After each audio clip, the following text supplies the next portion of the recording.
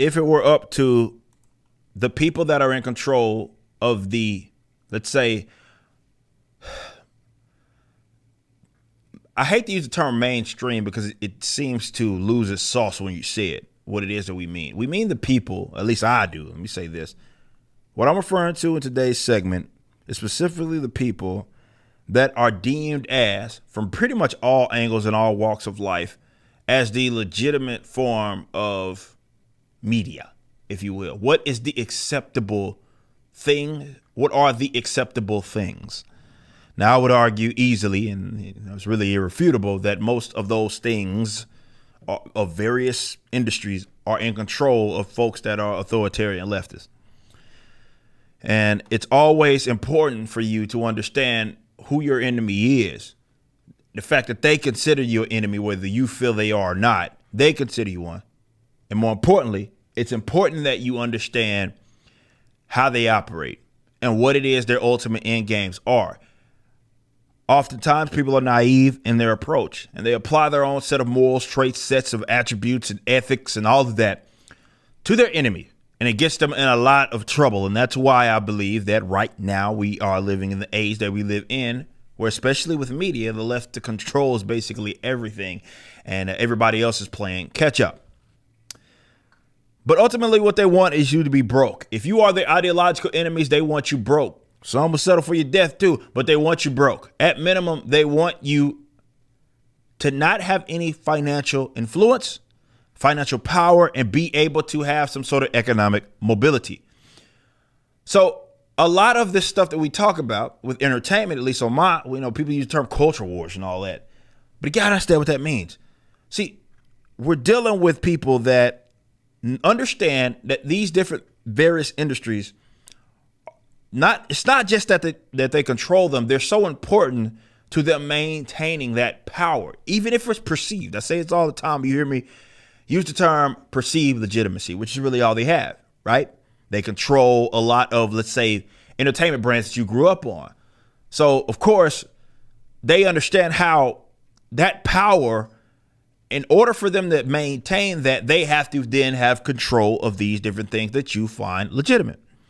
So when there are people that say, you know what, I'm going to attempt to exist outside of the fray.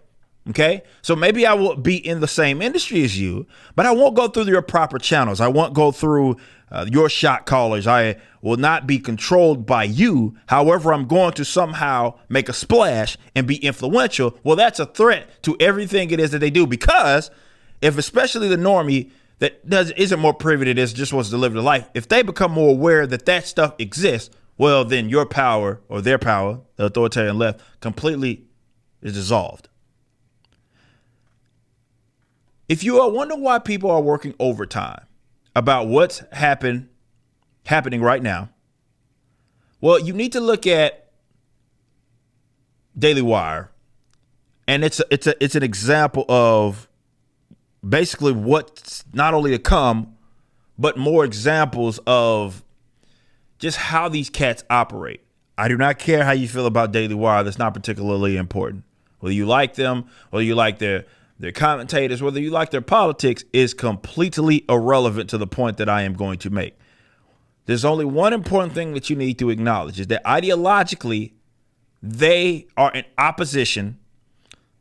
How much that is, you can determine that. But at least to some degree, they are in opposition to what people deem as the mainstream.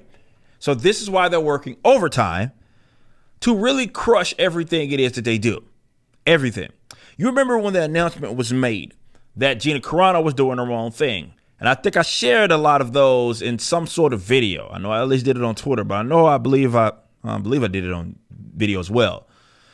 Various people that are in the critic space, popular like access media types, were either doing one of two things: demonizing it or making public statements that there should basically be a combined effort. They would actually say this to not only demonize it, but when that stuff comes out, attempt to suppress it. Why? Because they don't want to compete with it.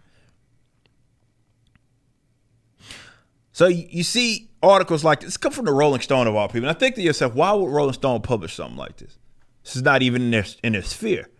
Why would they publish something? This is the title. if you're watching us or listening to us, rather, without the visual. The title of this article that they put out is "Why Are Social Media Companies Taking Ad Money from a Right-Wing Transphobic Doc?"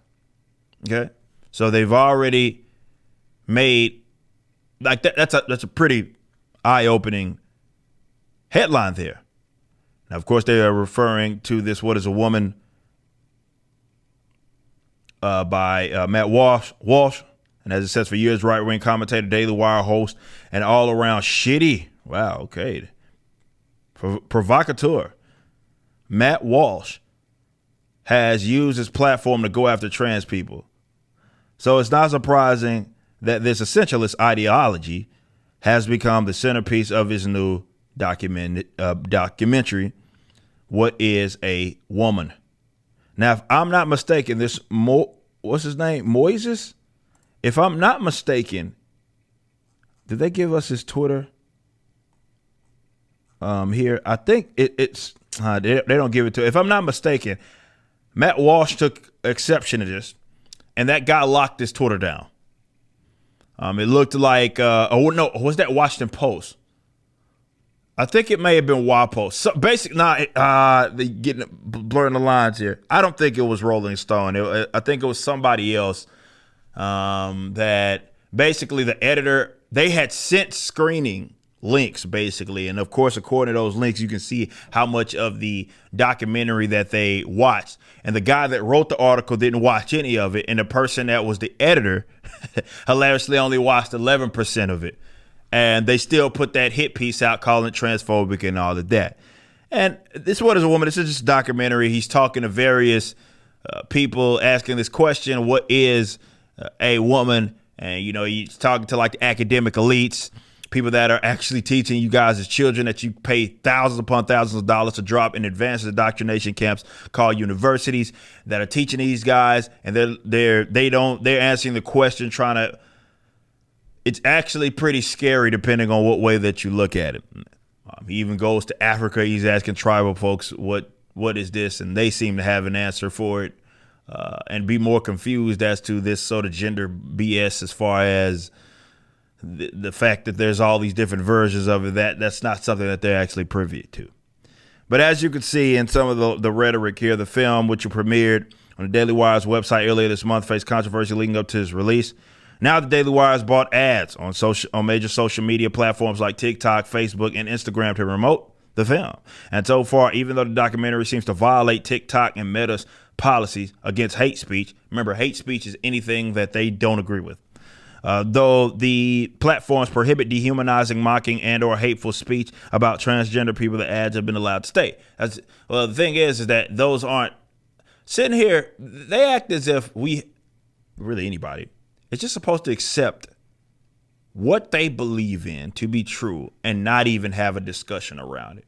This is why they use rhetoric such as "you're denying my existence," because they have identified as whatever, and they say you're denying my existence. And it's like, why is it that you find it such a threat to just have a discussion about this whole topic? Okay. And it says, since coming into the conservative scene in 2014, Walsh has continuously made harmful comments about the LGBT community on multiple platforms. He published a transphobic children's book called Johnny the Walrus, vowed in January to wage an all-out assault on gender ideology. The new documentary continues to push this narrative by masquerading as trying to uncover the truth of what makes someone a woman. In his unusual condescending deadpan, Walsh interviews academics, psychologists, and trans people themselves about transitioning and asking people how they know they are a woman. He attends women's rights march trying to find the answer, and even makes his way to Africa to ask tribe of men how a woman is defined. When reached for a comment, a rep for Daily Wire said, "We are proud of the documentary and stand by it." So they're upset that Walsh has spent, as every single entertainment entity does, thousands of dollars of ad space on various social media sites.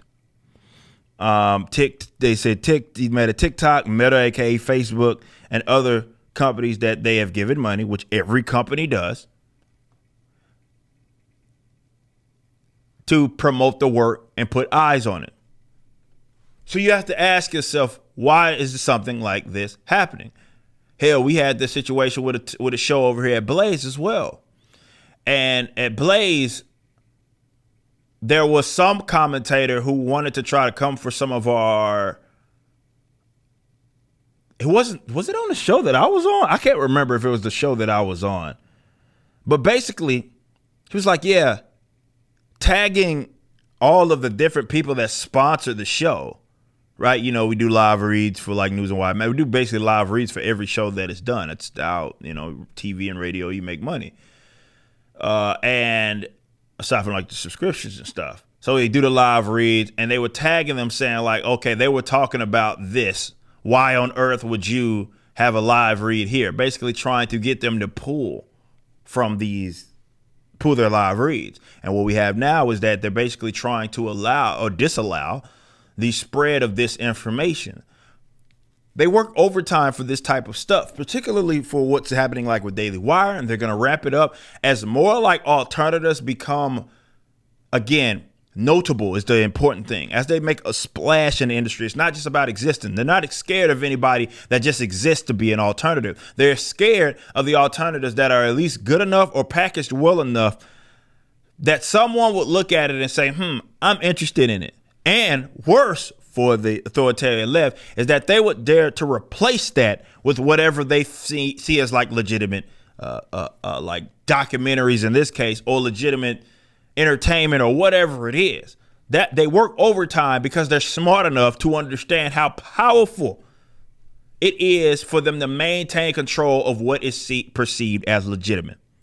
Why do you think you get all these seems like bot accounts and blue check marks who go after folks like myself, Nerdrotic all the fucking time, Jeremy from Geeks and Gamers, and they can't stop tagging us in fucking posts. Had a guy, he blocked me, of course, going around talking about my channel should be taken off YouTube and demonetized and/or demonetized. Why do you think they work like that? Well, it's because we present something to the alternative of what they control, and they don't like it. So the Daily Wire, you're going to see a lot of dirty tricks with these guys, because not with Daily Wire themselves. I'm saying the dirty tricks that they're going to try to pull to limit their influence. Right? Let's say, I believe that comes out tomorrow? Is it? Or tonight?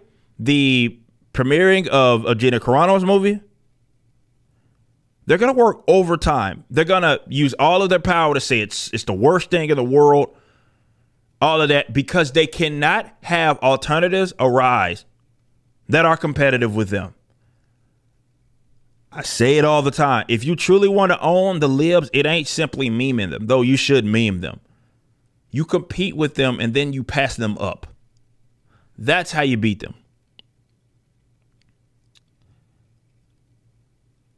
Because they do not have the brightest ideas. They don't have the smartest people that even are on their side. What they have is perceived legitimacy, control of what, fortunately, a lot of addicts on our side of the aisle think is legitimate. So what happens is that they can use that as a means to funnel whatever bull crap it is that they want to funnel. And you can't stop them because you can't get control of, let's say, your addiction. Now, that's for entertainment stuff. But I think this type of alternative should exist wherever it can. And that's how you could truly compete with them. But you have to understand that if you do present yourself as something that a lot of people are enthusiastic about, no matter what the industry is, and they find out that you're not one of them, they are going to work overtime to end you. They'll pull out every dirty trick that they can because they cannot let go. They work for decades to get this power, and they cannot let go of it because everything that they do rests upon it. You have to be aware of that if you are going to be able to navigate and win. You can't ignore it. I get it. Some of y'all are like, well, I don't care what the politics of the people that create this are. Well, you're a naive, stupid son of a bitch. Because you know who does care about that stuff? They do. And look at who is winning. It ain't you. We're going to win, but we got work to do. Okay? You cannot ignore that. They have actually taken so much advantage of the fact that a lot of y'all that are not authoritarian leftists are a lot more lax on some of this stuff. Whereas today, they absolutely care, and they care a lot. Pay attention. You just listened to a clip from my podcast, For Canon's Sake, which is live throughout the week at 12 p.m. Central on youtube.com/YoungRipper59 and odyssey.com/@YoungRipper59. Be sure to check out my website, ericdjuly.com, so you can stay up to date with everything it is that I'm doing. You can also become a member and get access to a bunch of cool perks and exclusive content, which includes a social media hub where you can interact with myself and other members. It even has an app that you can get, which is now live in the Google and Apple stores.